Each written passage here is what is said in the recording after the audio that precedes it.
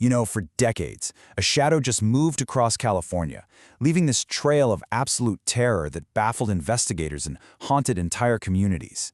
This is the story of a case that went cold for over 40 years, and the incredible, revolutionary science that finally brought a monster into the light.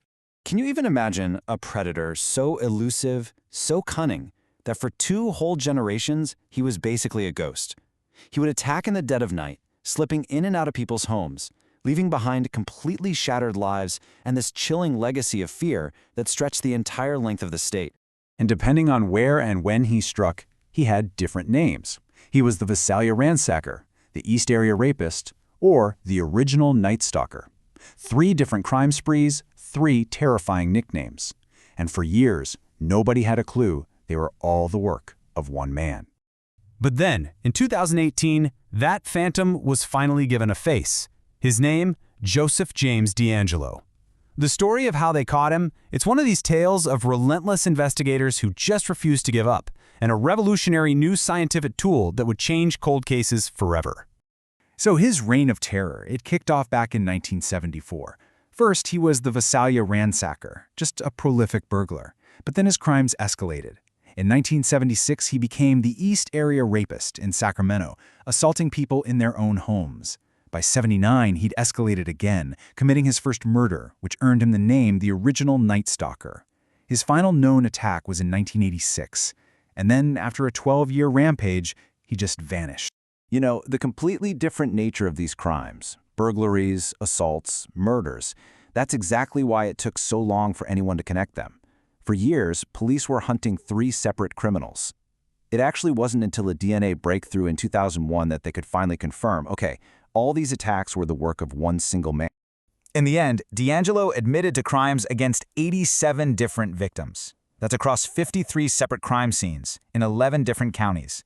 The scale of his violence is it's staggering. And it really underscores why solving this thing became a total obsession for so many people.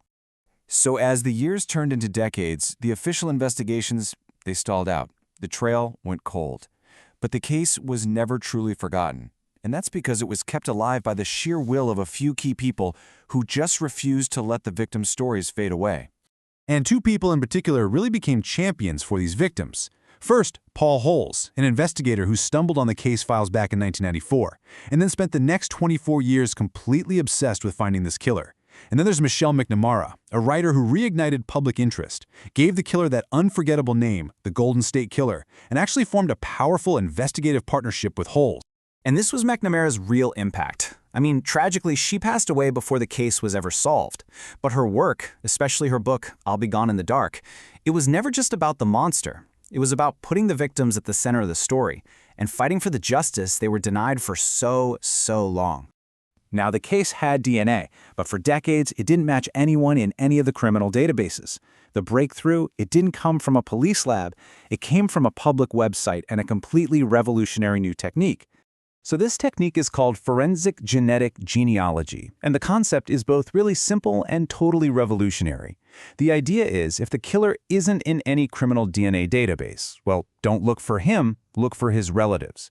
By uploading crime scene DNA to public genealogy websites, investigators can find, say, a distant cousin, build a family tree, and basically reverse engineer their way right to the suspect. And this is exactly how they pulled it off. Paul Holes and his team, they uploaded the killer's DNA to a public site called GED Match. They didn't find the killer, no, but they found something just as good, his distant relatives. From there, a genealogist named Barbara Ray Venter spent 4 painstaking months building this massive family tree that eventually led them to just one man who fit the profile, Joseph James DeAngelo. So the man they identified, he wasn't some drifter or a recluse living off the grid. He was a grandfather. A neighbor. He was living a quiet life in a Sacramento suburb. He had been right there, under everyone's noses, the entire time. And the contrast is just jarring. On one side, you have a former cop, a Navy vet, a family man, and on the other, you have a monster responsible for at least 13 murders, more than 50 rapes, and over 100 burglaries. He literally used his knowledge as a police officer to evade capture for decades. So with DeAngelo as their prime suspect, police needed his DNA for a direct one-to-one match. They secretly surveilled his home, and they managed to collect DNA from a tissue he threw in his own trash can. The lab results came back. It was a perfect match. The 40-year hunt was finally over. Okay, so in 2020, Joseph James DeAngelo finally faced his victims in court. But even here, in the final act, he had one last performance to give. The final sentence made absolutely sure he would die in prison. DeAngelo pleaded guilty to 26 counts, including 13 murders. All told, he got 12 life sentences plus another 8 years. The reason the sentence is so complex is just because of changes in California law over the really long course of his crime spree. Throughout the entire court proceedings, DeAngelo appeared frail, almost confused.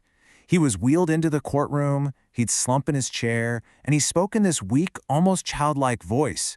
You'd think the monster had become this feeble old man. But it was all an act. The prosecution presented evidence showing that back in his cell, away from the cameras, DeAngelo was perfectly healthy and physically active.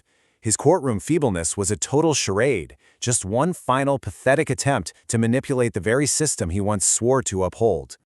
Look, this case is a landmark victory for justice.